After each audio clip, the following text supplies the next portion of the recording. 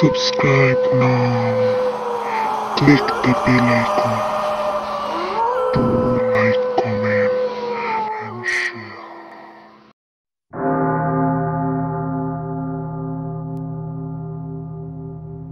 Viewers, আজ আবারও নিয়ে এসেছি জিন বর ৩ গল্পটির পর্ব ৬।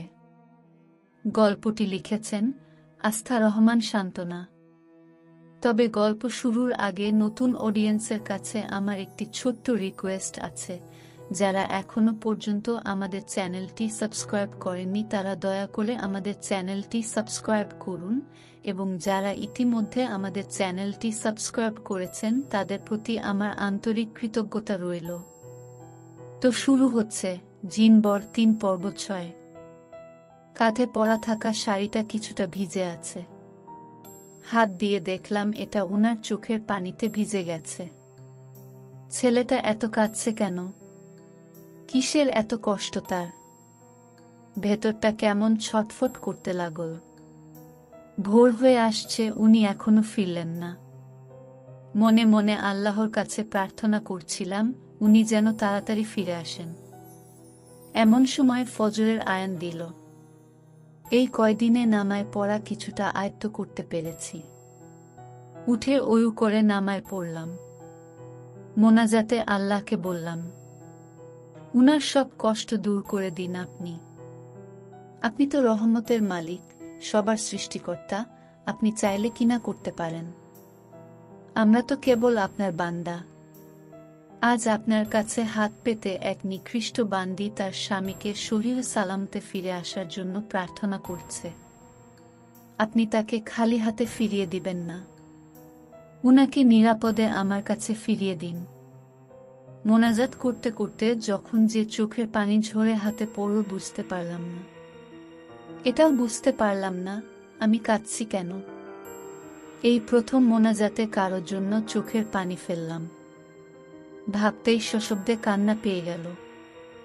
কান্না চেপে রাখতে না পেরে সিজদায় কান্নায় ভেঙে পড়লাম। এমন সময় রুমের দরজা খোলার আওয়াজ পেলাম। নিজের অজান্তেই মুখে হাসি ফুটে উঠল। উনি ফিরে এসেছেন, আল্লাহর কাছে শুকরিয়া আদায় করলাম। উনি ঠিকই বলেছেন, কেউ যদি আল্লাহর কাছে হাত পেতে কিছু চায় উনি তাকে খালি হাতে ফিরিয়ে দিতে লজ্জাবোধ করেন। শুকরানা স্বরূপ আরো 2 রাকাত নফল নামায় পড়লাম। তারপর উঠে ছুটে গেলাম শোবার রুমে। উনি ক্লান্তিমাখা মুখ নিয়ে বালিশে মুখ রেখে আড়াআড়িভাবে শুয়ে ঘুমাচ্ছেন। সেই মুহূর্তটা আমার জন্য যে কেমন আনন্দের ছিল তা ভাষায় প্রকাশের না। মানুষটার মুখ কেমন লাল হয়ে আছে, চোখটা ফুলে আছে, ক্লান্তিভরা আবেশ মুখের সব মিলিয়ে অন্যরকম লাগছিল তাকে। ইচ্ছে করছিল মাথায় হাত বুলিয়ে কপালে একটা চুমু এঁকে দেই। ছি ছি, এসব কি ভাবছি আমি?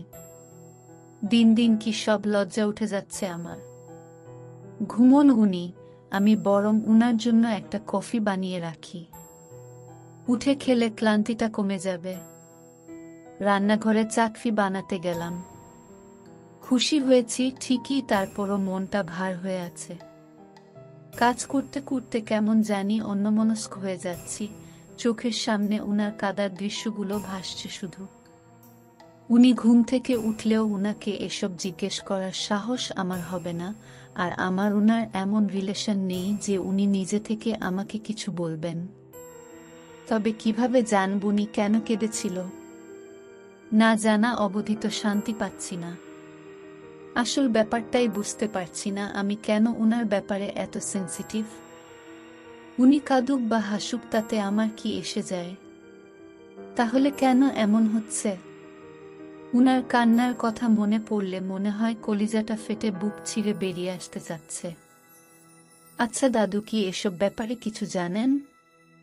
উনি কি বলতে পারবেন কেন কাঁদছে? চা নিয়ে দাদুর কাছে গেলাম। উনি কুরআন তিলাওয়াত করছিলেন। আমাকে দেখে সেটা গুছিয়ে রেখে চাটা হাতে নিলেন। আমাকে এমন অন্যমনস্ক দেখে জিজ্ঞেস করলেন, কি হয়েছে দাদু তোমার? এমন বিধ্বস্ত দেখাচ্ছে যে। একটা ব্যাপার নিয়ে খুব চিন্তিত আমি দাদু। ব্যাপারটা মন থেকে কিছুতেই সরাতে পারছি না, তাই একটু শান্তি লাগছে না। কি ব্যাপার, আমাকে বলতে পারো? কাল মাঝরাতে উনাকে ফুপিয়ে ফুপিয়ে কাঁদতে দেখলাম, কিন্তু হুট করে কিছু না বলে কান্নারত অবস্থায় বের হয়ে গেলেন। ভোরে নামায় শেষ হওয়ার পর রুমে আসলেন। উনার কান্নাটা দেখে মনে হলো উনি ভীষণ কষ্ট পাচ্ছেন, অনেক দুঃখ তার। আসার পর তুমি ওকে কিছু জিজ্ঞেস করেছ? না দাদু, আমার নামায় শেষ হতে হতে উনি ঘুমিয়ে পড়েছিলেন, তাই আর বিরক্ত করিনি। আপনি কি জানেন এর কারণ কি? দাদু কিছুটা আমতা আমতা করে বললেন, আর বলো না, ও হয়তো কোনো বাজে স্বপ্ন দেখেছে। ও তো মাঝে মাঝে এমন করে, খারাপ স্বপ্ন দেখলে অনেক কান্নাকাটি করে বাসা থেকে বেরিয়ে এদিক সেদিক উদ্দেশ্যহীনভাবে হাঁটতে থাকে। মন হালকা হলে বাসায় ফিরে ঘুম দেয়। আমার মনে হয় তেমনি কোনো বাজে স্বপ্ন দেখেছে, তাই এমন করেছে। তুমি চিন্তা করো না। আচ্ছা, বলে মাথা নাড়ালাম। দাদু বলা সত্ত্বেও আমার মনের খুঁতখুঁতোটা যাচ্ছে না। খারাপ স্বপ্ন দেখে কেউ এভাবে কাঁদতে পারে জানা ছিল না। দাদু আমার দিকে তাকিয়ে বললেন, ওকে এসব নিয়ে আর কিছু জিজ্ঞেস করো না, মনে পড়লে মন খারাপ করে থাকবে। আর আগেও বলেছি, ও একটু অন্যরকম। সামান্য ব্যাপারগুলোতে ও খুব সিরিয়াস। যাই হোক, তুমি টেনশন করো না। আমি ছোট মুচকি হেসে দাদুর রুম থেকে বেরিয়ে পড়লাম। এতক্ষণে বোধহয় ঘুম ভেঙে গেছে, সেই ভেবেই কফি নিয়ে রুমে ঢুকলাম। উনি তো এখনো ঘুমাচ্ছে। রাতে ঘুম ভালো হয়নি নিশ্চয়ই। কফিটা ঢাকা দিয়ে বেড টেবিলের পাশে রেখে চলে যাচ্ছিলাম, এমন সময় দেখি উনি বিড়বিড় করে কি যেন বলছেন। উনার মাথার পাশে বসে শোনার চেষ্টা করলাম। উনি বিড়বিড় করে বললেন, মাথায় একটু হাত বুকিয়ে দিবা। শুনে চমকে গেলাম। এই প্রথমবার আমাকে উনি তুমি বলে সম্বোধন করলেন। জানি না কথাটায় কেমন টান ছিল। সে টান উপেক্ষা করতে না পেরে হাত দিব না ভেবে দিয়ে ফেললাম। হাত দিয়ে একদম স্তব্ধ হয়ে গেলাম আমি। একই জ্বরে তো উনার গা পুড়ে যাচ্ছে। এত জ্বর নিয়ে উনি এভাবে শুয়ে আছেন। দেরি না করে উনার গায়ে কম্বল জড়িয়ে দিলাম। জলপট্টি এনে মাথায় লাগালাম, কিন্তু জ্বর একটু কমল না, বরং তার হাত পা সব ঠান্ডা হয়ে যাচ্ছিল। উনি জ্বরের ঘোরে খুব ফোঁপাচ্ছিলেন। দেখে আমার ভীষণ খারাপ লাগছিল। ইচ্ছে করছিল কোনো ম্যাজিক করে উনাকে এক্ষুনি সারিয়ে তুলি। দাদু এসে উনার এ অবস্থা দেখে ডাক্তার ডাকলেন। ডাক্তার এসে দেখে কিছু ওষুধ লিখে দিয়ে চলে গেলেন। তাও অবস্থার তেমন উন্নতি হচ্ছিল না। সারা রাত উনার মাথার পাশে বসেছিলাম। কিছুক্ষণ পর পর মাথায় জলপট্টি দিলাম, ওষুধ খাওয়ালাম। 1 মিনিটের জন্য চোখের পাতা এক করিনি। রাতে হঠাৎ উনি আমার হাতটা উনার উষ্ণ বুকের সাথে জোরে চেপে ধরে বললেন, ওয়াফা, ভালোবাসা কি সেটা আমি জানি না, কিন্তু তোমাকে আমার ভালো লাগে, অনুভব করি। আমার প্রতিটা নিঃশ্বাস, সুখ দুঃখের অংশীদার তোমাকে করতে চাই। আচ্ছা, তুমি অনুভব করো আমাকে? আমি ফ্যাল করে উনার মুখের দিকে তাকালাম। কি নিষ্পাপ চেহারা! নিজের অজান্তেই বলে ফেললাম, হ্যাঁ করি। ভালোবাসি কিনা জানি না, তবে আমার প্রতিটি মোনাজাত আপনাকে ঘিরে। সব ভাবনা আপনার ভালো খারাপ নিয়ে।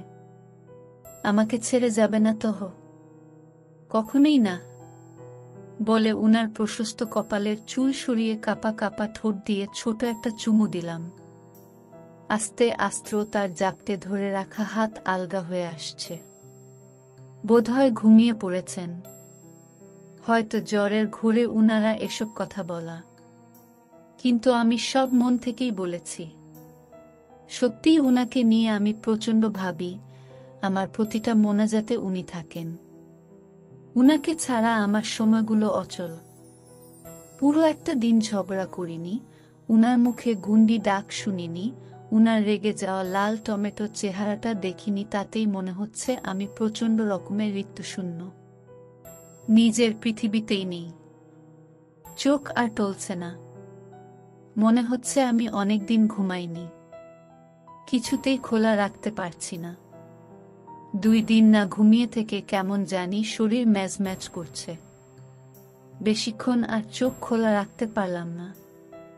ঘুম ভাঙতেই আমি নিজের উনার বুকে আবিষ্কার করলাম। উনার ঠোঁট জোড়া আমার কপালের সাথে লাগোয়া, এক হাত দিয়ে আমাকে জড়িয়ে ধরে আছেন। আমি উনার বুকে মাথা গুজে আছি।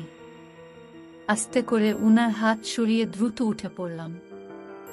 ঘুমের মধ্যে কি করে ফেললাম নিজেও বুঝতে পারলাম না। উনি যদি দেখতেন কি ভাবতেন। তাড়াতাড়ি শাড়ি পাল্টে নিচে চলে গেলাম উনি উঠে পড়ার আগেই। উনার সামনে পড়লে লজ্জার শেষ থাকবে না। সন্ধ্যার দিকে জ্বর সারতেই উনি একটু বের হলেন। সারাটা দিন আমার সাথে তেমন কথা বললেন না, ঝগড়াও করলেন না। কেমন জানি মেরে আছেন। আমি সেধে সেধে কতবার কথা বললাম। হ্যাঁ, ও ছাড়া কোনো প্রতিউত্তর করলেন না। শুধু তার উপর আমার রাগই হলো না, প্রচণ্ড অভিমানও হচ্ছিল। কেন উনি এমন করছেন বুঝতে পারলাম না। উনি কি তবে কাল রাতে আমার বলা কথাগুলো শুনে রিয়েক্ট করলেন? হুট করে কিছু না বলে অসুস্থ শরীর নিয়ে বেরিয়ে গেলেন। খুব ছটফট করছি ভিতরে ভিতরে। কখন ফিরবেন উনি? সময় যেন কাটছেই না। ব্যালকনিতে দোলনায় বসে দোল খেতে খেতে 2 দিনের প্রতিটা ভালো মুহূর্তগুলো স্মরণ করছি। কত ভালো ছিল সময়গুলো, যদি যে কোনো মূল্যে আবার ফিরে পেতাম। ভাবতে ভাবতে গাল বেয়ে পানি ঝরছিল।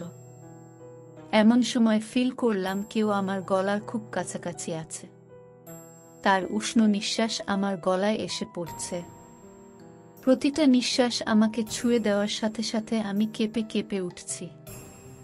চোখ খুলতে যাব তখনই সে ফিসফিস করে বলল, একদম চোখ খুলো না, অনুভব করো। আমি মন্ত্রমুগ্ধের মতো তার নিঃশ্বাস ফিল করছি। খানিকটা পর সে আমার হাত ধরে উঠাল। চিরচেনা কণ্ঠে গুনগুন করে বলল, আমি বলা ছাড়া চোখ খুলবে না। হাত ধরে আমাকে নিয়ে চলল সে। কিছুক্ষণ পর বলল, আস্তে আস্তে চোখ খুলো। আস্তে আস্তে চোখ খুলে দেখি রুমের মেঝেতে গোলাপের পাপড়ি ছড়ানো, সারি সারি রঙিন মোমবাতি দিয়ে ভালোবাসি লেখা। অবাক হয়ে মুখে হাত দিতেই আমার গায়ের উপর বিভিন্ন ফুলের পাপড়ি ঝরতে লাগল। খুশি হয়ে পিছন ফিরে তাকাতেই উনি সামনে দাঁড়িয়ে আমার হাত তার হাতে রেখে 3 বার ভালোবাসি বলল। আমি শুনে খুশিতে কেঁদে দিলাম, উনার বুকে মুখ গুজলাম। উনি আমার থুতনিটা হাত দিয়ে তুলে বলল, আমায় ভালোবাসো গুন্ডি? উনার বুকে মাথা রেখে বললাম, প্রচণ্ড ভালোবাসি। আপনি আমাকে চিমটি কাটুন প্লিজ। চিমটি কাটব কেন? আমি মাথা তুলে তার মুখের দিকে তাকিয়ে বললাম, আমার সবটা খুব সুন্দর একটা স্বপ্ন মনে হচ্ছে। ভয় হচ্ছে কিছুক্ষণ পর ঘুমটা ভেঙে গেলে স্বপ্নটা আর দেখতে পাবো না। এটা স্বপ্ন নয়, একদম সত্যি। কাল রাতে আমি কোনো কথাই জ্বরের ঘোরে বলিনি, শুধু তুমি কি উত্তর দাও সেটা জানতেই বলেছি। তোমার ঝগড়া, ছোট্ট ছোট্ট বাচ্চামির প্রেমে পড়ে গিয়েছি আমি। বিশ্বাস করো, মন থেকে টান অনুভব করি তোমার জন্য। কখন যে তোমাকে ভালোবেসে ফেলেছি সেটা সত্যিই জানি না। এই গুন্ডিটাও আপনাকে ভালোবেসে ফেলেছে। কতটা? তার গুন্ডামির চেয়েও বেশি। শুনে মুক্তছড়া হাসি দিয়ে আমাকে কোলে তুলে ঘুরাতে লাগলেন উনি। আমি ভয় পেয়ে উনার গলা শক্ত করে জড়িয়ে বলল, নামান আমাকে। কেন? যদি আছাড় মেরে ফেলে দেন। পাগলিটা।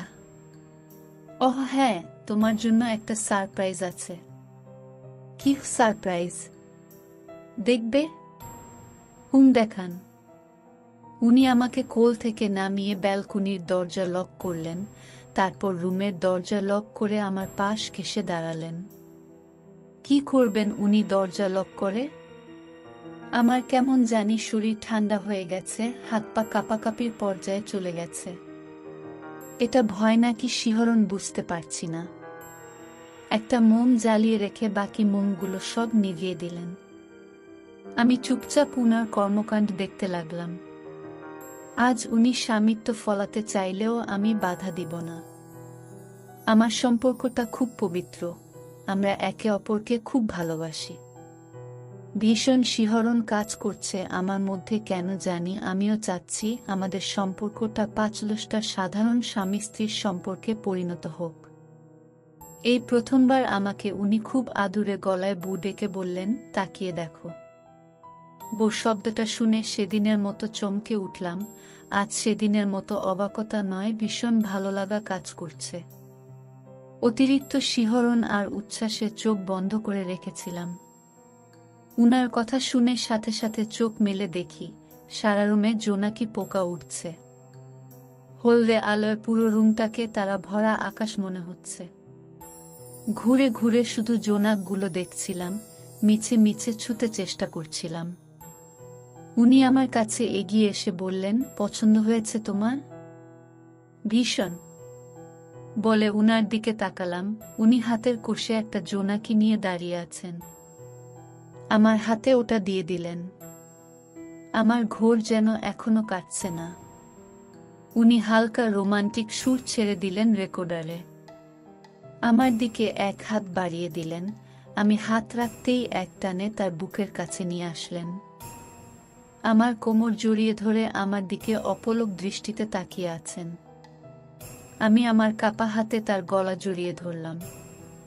উনি উনার মুখ আমার মুখের আরো কাছে নিয়ে আসলেন, এতটাই কাছে যে উনার লোম খাড়া হয়ে যাওয়ার নিঃশ্বাস আমার মুখে পড়ছে।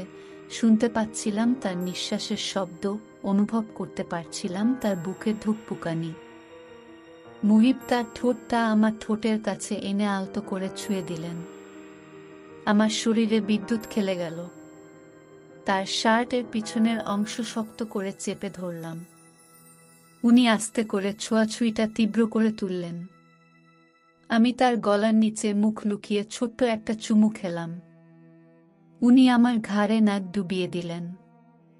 হারিয়ে গেলাম এক অজানা শিহরণে। ব্যালকনিতে বসে একসাথে দোল খেতে খেতে চাঁদ দেখছি। ও সয়ত্নে আমার চুলে বিলি কেটে দিচ্ছে, মাঝে মাঝে চুলে কপালে চুমু খাচ্ছে। আমি তার আঙ্গুলের ফোকরে আঙ্গুল ঢুকিয়ে শক্ত করে ধরে রাখলাম। নিজেকে ভীষণ সুখী মনে হচ্ছে। এত ভালোবাসে ছেলেটা আমায়।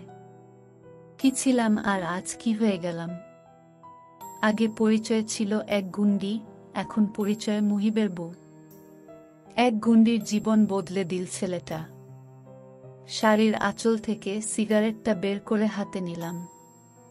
মোমবাতির আগুনে জ্বালিয়ে নিলাম। ও হালকা কপাল কুঁচকে বলল, তুমি এসব খাও? উহু, তাহলে এটা তোমার কাছে কেন? আমার বান্ধবীরা বলতো এটা খেলে নাকি ডিপ্রেশন কমে। তুমি বাসায় ফিরছিলে না, তাই খুব ডিপ্রেশনে পড়ে গিয়েছিলাম। ঠিক করেছিলাম খাব। আমার হাতটা জ্বলন্ত সিগারেটটা কেড়ে নিচে ফেলে দিয়ে এক টানে কাছে টেনে বলল, তোমার ডিপ্রেশনের কারণ ও হব, ওষুধ ও হব। এসব আর চলবে না, বুঝছ? বলে ঠোঁটে ঠোঁট ছুঁয়ে দিল। সে কখনো জানবে না এমন একটা স্বপ্ন আমি দেখেছিলাম। কেউ একজন আমার হাতে জ্বলন্ত সিগারেট ছুঁড়ে ফেলে বলবে, এসব আর চলবে না, বুঝছ? স্বপ্নটা পূরণ হবে কিনা জানতেই প্রথমবার সিগারেট হাতে নিলাম।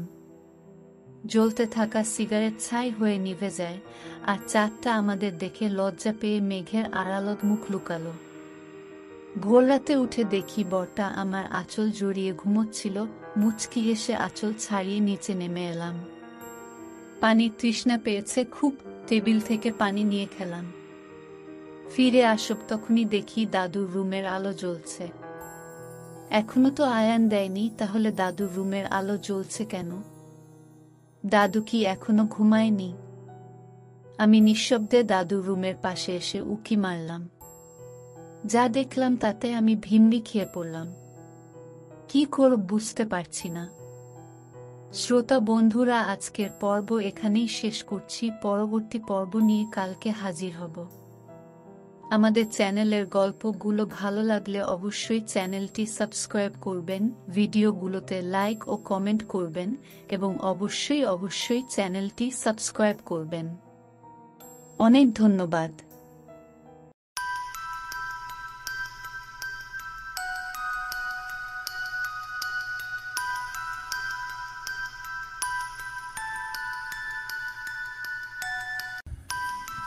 গল্পটি শোনার জন্য আপনাদের সবাইকে অসংখ্য ধন্যবাদ। পরবর্তী পর্ব পেতে অবশ্যই আমাদের চ্যানেলটি সাবস্ক্রাইব করুন এবং বেল আইকনটি ক্লিক করুন। গল্পটি ভালো লাগলে অবশ্যই ভিডিওটিতে লাইক ও কমেন্ট করে জানাবেন। শুভরাত্রি।